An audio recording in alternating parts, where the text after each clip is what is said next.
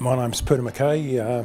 We were fortunate enough to be able to buy this place when we were very young. I was 23 and Wilma was 21. Buying it young meant that we were able to give our full energy and enthusiasm to the building the farm into what we wanted. It's not an easy farm to run because it is hilly and typical Gippsland, it can be rather wet in winter.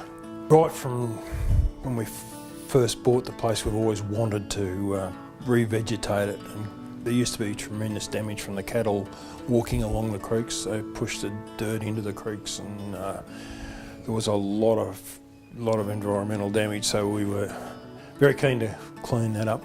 And what we've done is, over the years, and we're still doing it, we pick an area that needs revegetating and we'll fence it off and replant it. So we do a bit every year. And we've done it every year for 40 odd years, so the results are really obvious now. That whole creek is just solid trees from one end of the property right through to the other end. So the creeks are all fenced out. I think it makes it a very beautiful farm.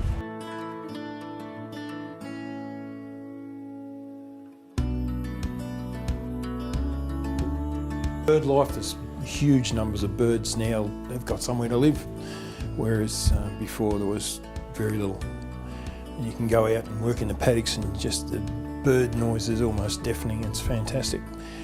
For the cattle, we've noticed we've always got well shaded and sheltered paddocks to put the cattle in. In fact, we choose paddocks if the wind's coming from a particular direction, or if we know we're going to get a really hot day, and we've got paddocks that we can put the cattle in where they're well protected. And it has proven benefits on grass growth too, because the soil temperature doesn't get as low as it might if soil wasn't sheltered. Personally think the fact that we can always put cattle in sheltered paddocks means that the cattle aren't struggling in adverse conditions. And I think that's worth a lot financially. In fact, our cows averaged over 10,000 litres a cow, which is it's been a huge increase on what we used to do when we first came here, and that's by concentrating on everything: feed, improving the grass varieties that we grow on the farm, and the shade and shelter and good access to water in all paddocks, all that sort of thing. It's just constant attention to detail that's done it.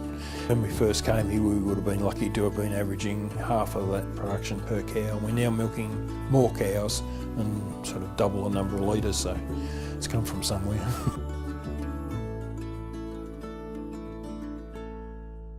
Building that feed pad has really enabled us to handle adverse conditions fairly easily. Where we used to be in real problems in winter with pug paddocks and damage to pasture and that sort of thing. Nowadays, we know we can handle the worst that winter can throw at us and handle it fairly comfortably. Good news happens slowly, I think.